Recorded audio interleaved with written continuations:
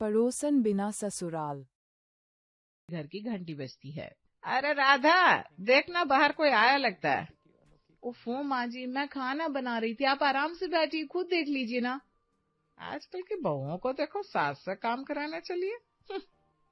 राधा बड़बड़ाते हुए दरवाजा खोलती है, देखती है बाहर उनके घर के सामने रहने वाली सुनीता खड़ी थी। अरे आइए आइए आंटी जी, कैसी हैं आप? मैं तो एकदम ठीक हूँ राधा, तेरी सास कहाँ है? अरे यहाँ हो, आ जाओ आ जाओ, अंदर आओ सुनीता, मेरे साथ बैठकर टीवी देखोगी? सुनीता अंदर आकर उर्मिला के साथ सोफे पर बैठ जाती है और उन्हें एक मिठाई का डिब्बा देते हुए कहती है, अरे उर्मिला बहन, टीवी छोड़ो और ये लो मिठाई खाओ। हाँ?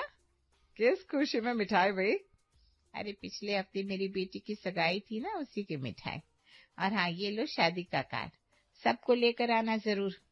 अच्छा ठीक है, बढ़िया कार्ड है भाई, हम जरूर आएंगे। वाह आंटी जी, कार्ड तो सच में बहुत अच्छा है। रुकिए, मैं आपके लिए चाय लेकर आती हूँ। नहीं नहीं बेटा, चाय मत बना, बहुत काम है, अभी मैं चलती हूँ, मुझे और भी जगह जाना है कार्ड देने। अच्छा ठीक है आंटी जी, लेकिन फिर आइएगा जरूर। शादी का कार्ड और मिठाई देकर सुनीता वहां से चली जाती है, मगर उसके जाते ही उर्मिला गुस्से से कहती है, मानना पड़ेगा इस सुनीता को। क्या हुआ मम्मी जी, क्या किया उन्होंने? अरे बहू ये देख, इस सुनीता ने अपनी बेटी की सगाई कर दी और हमें भनक तक लगने नहीं दी। अब शादी का कार्ड देने आ गई, कितनी छुपी रस्तम है। हाँ मम्मी जी, आपको याद है पिछले हफ्ते जब हम सब्जी लेकर लौट रहे थे, तो ये मोहल्ले में पीछे रहने वाली पुष्पा और मोहिनी भाभी सज धज कर कहीं जा रही थी, कहीं वो इनकी सगाई में तो नहीं गई थी? वाह वाह, यानी सुनीता ने उन दोनों को सगाई में बुलाया मगर हमें नहीं बुलाया। मानना पड़ेगा इसे तो। वैसे तो मेरे घर में बैठकर चाय पकौड़े उड़ाती थी और इन्हीं दोनों की बुराई करती थी। आज सगाई के समय पर उन्हें बुला लिया और हमें नहीं बुलाया।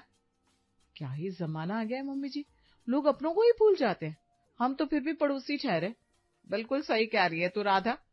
अरे तू मानेगी नहीं, एक बार ना ये सुनीता जब बीमार हुई थी तो मैंने इसे खिचड़ी बनाकर खिलाई थी। अच्छा ऐसा क्या माँ जी, खिचड़ी बनाई आपने? बताओ कितनी बड़ी बात है, मेरे लिए तो आप पानी ना लाए। हाँ और क्या, सोच बहू, मैंने इसके लिए कितना कितना किया और इसने मुझे आज ये दिन दिखाए।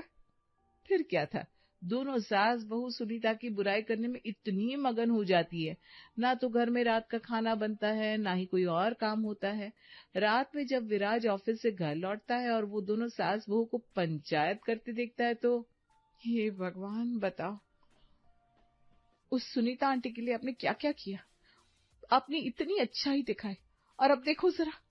अरे सगाई में न्योता तक नहीं दिया, अब मैं उसकी शादी में जाऊंगी थोड़ी ना, आई बड़ी न्योता देने वाली। लगता है दोनों सास बहू में बहुत गंभीर बातें हो रही है। और नहीं तो क्या, आपको पता है कि सामने रहने वाली सुनीता आंटी ने हम सबको उनकी बेटी की सगाई में ही नहीं बुलाया और पीछे रहने वाली पुष्पा और मोहिनी भाभी को बुलाया। अच्छा ऐसा क्या? तभी राधा के ससुर रमेश कहते हैं, अरे विराज, तू इन दोनों की बातों के चक्कर में मत पड़, दोपहर से इनकी बस यही बात चल रही है, सुन सुनकर मेरा तो दिमाग खराब हो गया, बिल्कुल किसी टेप रिकॉर्डर की तरफ बोल रही है। पापा, मुझे तो इन सब में पढ़ना ही नहीं है। अरे राधा, तुम खाना लगा दो, बड़ी भूख लग रही है। क्या खाना? हाँ जल्दी करो। वो दरअसल, हे भगवान राधा, अब ये मत कहना कि पड़ोसियों की पंचायत करने की वजह से तुम फिर से खाना बनाना भूल गई। अरे तो उसे क्यों डांट रहा है विराज, इसमें भला उसकी क्या गलती, बात ही ऐसी हो गई तो वो बेचारी क्या करती। वाह वाह वाह वाह, बहुत बड़ी बात हो गई है, उन्होंने तुम्हें सगाई में नहीं बुलाया इसलिए आज हमारे घर में खाना नहीं बनेगा, तो अब हम सब रात के खाने की कुर्बानी देकर शोक मनाएंगे क्या? अरे तो खिचड़ी बना देती हूँ ना, चिल्लाना बंद कीजिए। नहीं रहने दो, मैं बाहर से खाना मंगवा लूंगा, मुझे खिचड़ी नहीं खानी। सारे दिन की मेहनत के बाद आदमी रात को घर आए और खिचड़ी खाए। चलो ये भी बढ़िया है, एक दिन मुझे भी रसोई से छुट्टी मिलेगी। अच्छा ये मंगवा लीजिए बाहर से खाना। विराज को गुस्सा तो बहुत आता है मगर वो कुछ नहीं कहता। ऐसे ही एक दिन सुबह सुबह 7 बजे राधा के चिल्लाने की वजह से विराज की आंख खुलती है। अरे ये क्या, ये राधा सुबह सुबह क्यों चिल्ला रही है, अब क्या हो गया? विराज उठता है और घर से बाहर आकर देखता है तो राधा और उर्मिला खड़े थे और राधा गुस्से में बड़बड़ा रही थी। माँ जी, मुझे तो पक्का लगता है ये सब ना ये पड़ोस में रहने वाली पूजा की कारस्तानी है, ये लोग ना हमसे खूब जलते हैं तभी तो जब भी मैं बाहर सब्जी लेने आती हूँ कभी मुझसे मुस्कुराकर हाय हेलो तक नहीं करती। तो बिल्कुल सही कह रही है बहू, मुझे भी इसी पर शक है। देखो उसका आंगन पूरा साफ है और सारा कूड़ा हमारे आंगन में पड़ा है। ये तुम दोनों क्या बात कर रही हो? आपको दिखाई नहीं दे रहा है क्या यहाँ आंगन में कितना कूड़ा पड़ा है? हो ना हो ये सब इसी पूजा के घर का डस्टबिन का कूड़ा है। वो देखिए उनका डस्टबिन भी उल्टा पड़ा है। अरे तो तुम क्या कहना चाह रही हो राधा कि वो पूजा ने डस्टबिन का कूड़ा हमारे यहाँ आंगन में लाकर डाल दिया? बोला वो ऐसा क्यों करेगी?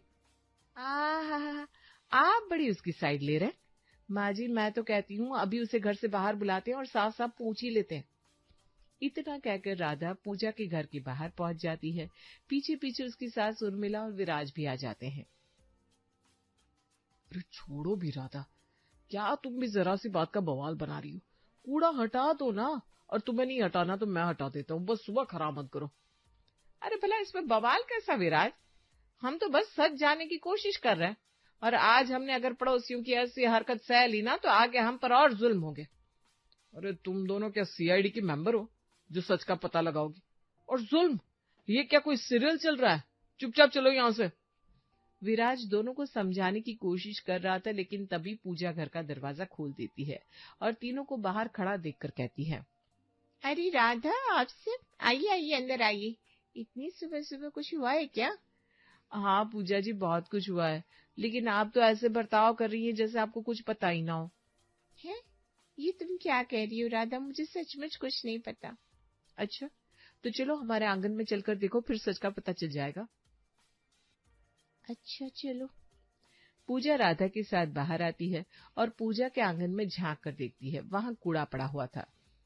अरे राधा ये कूड़ा कैसे आया तुम्हारे आंगन में?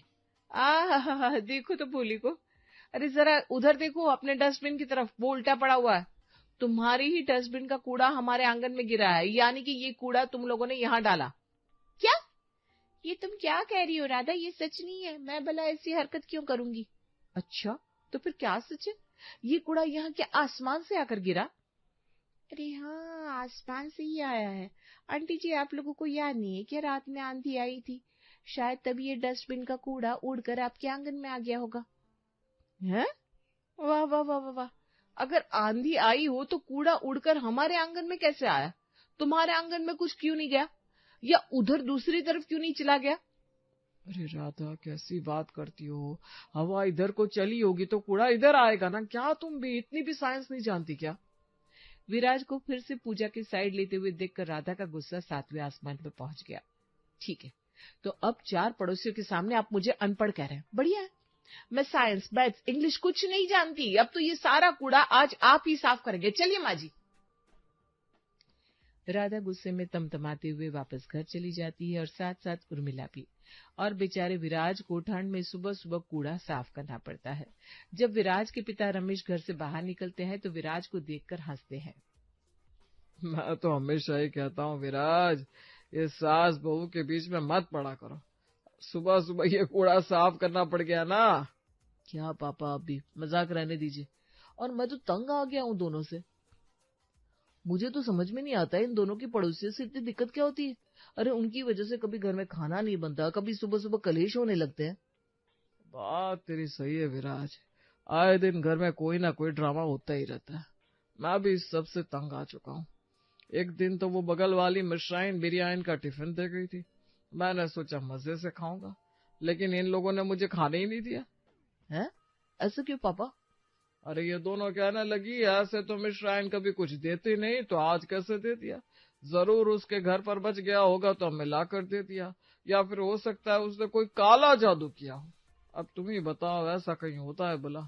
इन लोगों ने मुझे एक बार भी बिरयानी चखने नहीं दी। ये तो बहुत बुरा हुआ पापा, मुझे तो लगता है ये पड़ोसियों से लड़ाई एक बहुत ही गंभीर समस्या है, हमें इसका कुछ तो करना पड़ेगा। विराज मेरे पास इस समस्या का एक बढ़िया उपाय है। क्या पापा? रमेश अपने बेटे के कान में कुछ फुसफुसाता है, जिसे सुनकर विराज के चेहरे पर मुस्कान आ जाती है। वाह पापा ये कमाल का आइडिया, मुझे तो आज रात का इंतजार ही नहीं हो रहा। अगर ऐसा है तो फिर तू जल्दी से ऑफिस जा और जल्दी से वापस लौट आना। ठीक है पापा। लेकिन विराज पहले अच्छे से ये आंगन तो साफ कर दे। क्या पापा आप भी, विराज के पिता हंसते हुए वहां से चले जाते हैं और विराज भी आंगन की सफाई करने के बाद ऑफिस चला जाता है। शाम को जब वो घर लौटता है तो खाना खाने के टाइम पर, माँ जी ये लीजिए, रोटी और लीजिए ना।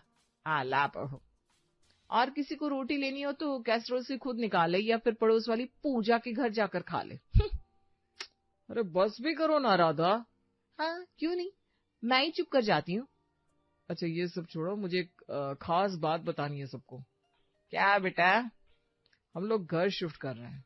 ये दूसरा घर ना ऑफिस के बहुत ही पास है, बहुत सस्ता भी मिल रहा है। तो आप दोनों भी यहाँ पड़ोसियों से बहुत परेशान रहते हैं, वहां ऐसी कोई दिक्कत ही नहीं आएगी। अरे यही तो सबसे बड़ी वजह थी कि मैंने वो। क्या, घर शिफ्ट कर रहा है? अरे वाह विराज, ये तो बड़ा अच्छा है। नए घर में उर्मिला और बहू को ये सब पड़ोसी बिल्कुल तंग नहीं कर पाएंगे। मैं तो बहुत खुश हूँ भाई। हाँ पापा, मैं भी।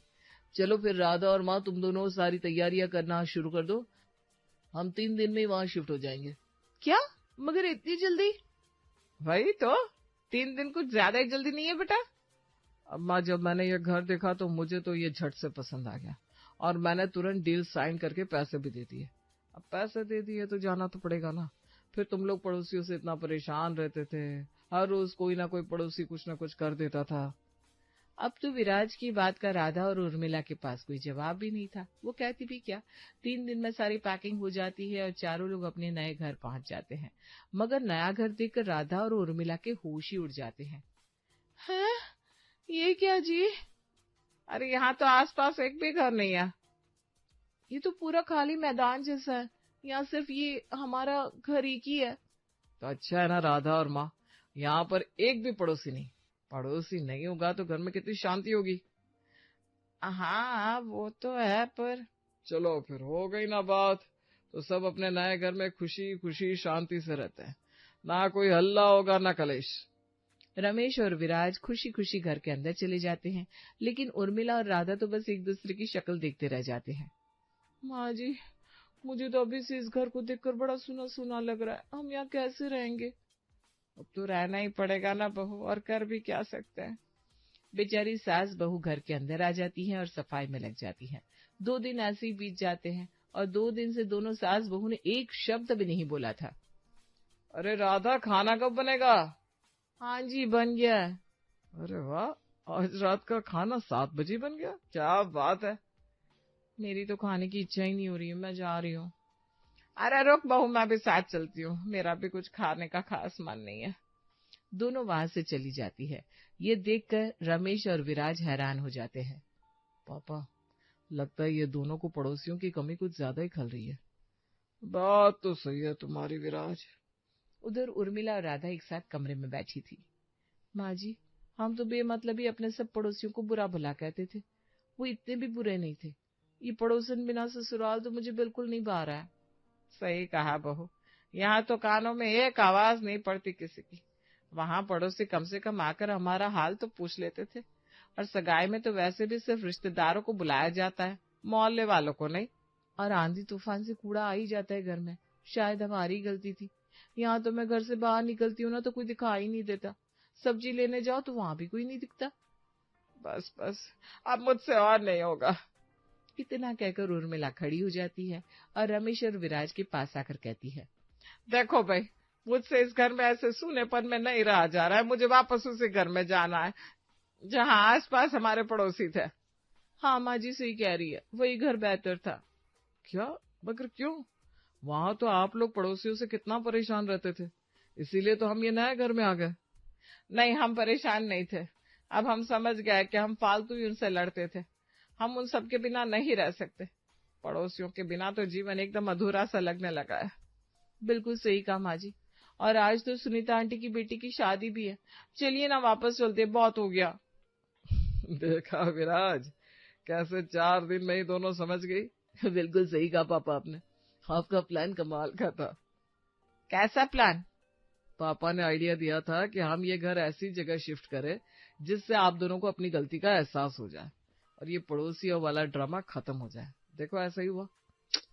वो क्या आप भी? अरे भाई, अब ये सब छोड़ो, शादी में नहीं जाना है क्या?